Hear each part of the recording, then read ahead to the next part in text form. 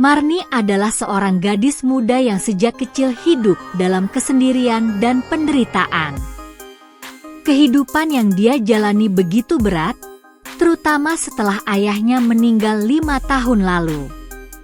Sejak saat itu, dia hidup di bawah kekuasaan ibu tirinya, Nyai Rasmi, yang memperlakukan Marni dengan sangat tidak adil.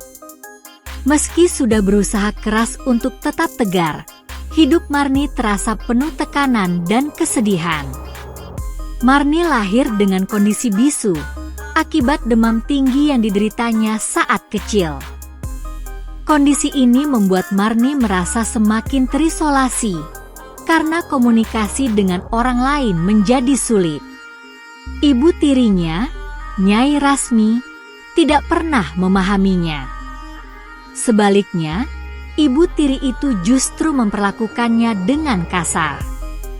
Marni sering diperlakukan seperti pembantu rumah tangga, dipaksa untuk bangun sebelum fajar menyingsing, memasak, membersihkan rumah, dan mengurus kebun tanpa pernah ada kata terima kasih.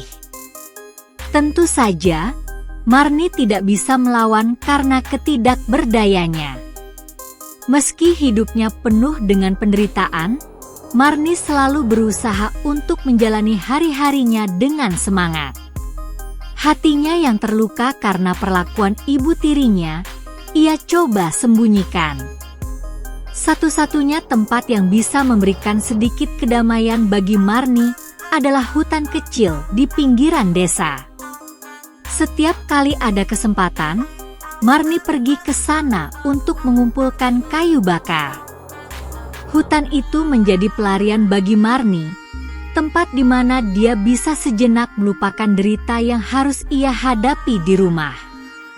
Dalam kesendiriannya, Marni menyimpan sebuah harapan besar di dalam hatinya. Harapan untuk menemukan seseorang yang bisa mencintainya apa adanya, meskipun ia tidak bisa berbicara. Harapan ini seringkali terasa seperti sebuah impian yang tak mungkin terwujud. Marni sering merasa tidak mungkin ada seseorang yang bisa menerima kondisinya, apalagi mencintainya. Namun, harapan itu tetap ada, meskipun terkadang ia merasa hancur oleh kenyataan yang ada. Hidup Marni tiba-tiba berubah drastis ketika Nyai Rasmi mengumumkan bahwa Marni harus menikah dengan seorang pria bernama Darjo. Marni merasa terkejut dan cemas mendengar pernyataan tersebut. Selama ini, ia tidak pernah tahu bahwa pernikahan itu telah diatur oleh ibu tirinya tanpa memberi kesempatan untuk Marni memilih.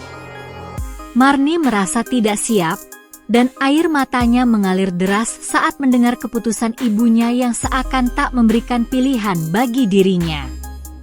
Tidak ada kegembiraan di dalam hati Marni, hanya rasa takut dan kecemasan akan masa depan yang tidak pasti.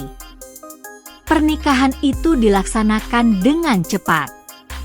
Ketika penghulu datang untuk melangsungkan pernikahan, Marni merasa seperti ada beban berat yang menimpanya.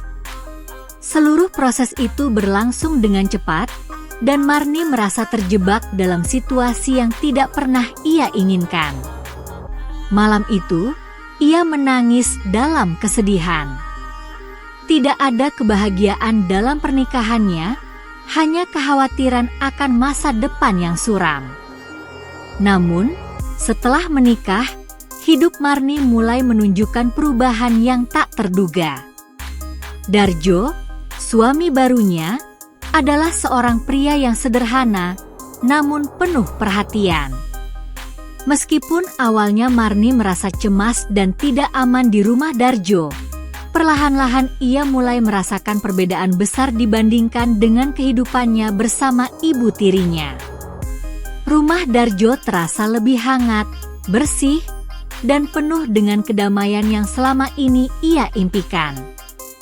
Darjo tidak pernah memaksa Marni untuk berbicara. Ia menghargai kenyataan bahwa Marni tidak bisa berbicara dan memberikan waktu serta ruang bagi istrinya untuk beradaptasi. Darjo tahu bahwa pernikahan mereka bukanlah hal yang mudah bagi Marni, dan ia tidak ingin menambah beban yang sudah cukup berat bagi istrinya. Setiap kali Marni melakukan sesuatu di rumah, seperti memasak atau membersihkan, Darjo selalu mengucapkan terima kasih dan menghargai setiap usaha kecil yang dilakukan Marni. Tindakan ini sangat berarti bagi Marni, yang sebelumnya hanya dikenal dengan kekasaran dan ketidakpedulian dari ibu tirinya. Suasana di rumah Darjo yang penuh kedamaian memberi Marni rasa aman yang tidak pernah ia rasakan sebelumnya. Meskipun ia masih merasa cemas tentang masa depannya, perlahan-lahan ia mulai menerima kenyataan bahwa ia telah menemukan seseorang yang tidak hanya menerima kekurangannya, tetapi juga menghargainya. Darjo memperlakukan Marni dengan penuh kelembutan, memberikan perhatian yang ia butuhkan, dan yang terpenting, ia tidak pernah menganggap bisu Marni sebagai sebuah kekurangan. Sementara itu, Marni juga mulai belajar untuk lebih percaya diri. Ia tidak lagi merasa terisolasi atau dihina. Meskipun masih ada banyak tantangan yang harus dihadapi dalam hidup mereka, Marni merasa bahwa ia tidak lagi sendirian. Darjo, dengan segala kebaikan dan pengertian yang ia tunjukkan, telah menjadi teman hidup yang sempurna bagi Marni. Mungkin pernikahan mereka dimulai dengan cara yang tidak biasa dan penuh dengan kesedihan, tetapi dari sana, mereka mulai membangun kehidupan yang lebih baik bersama-sama.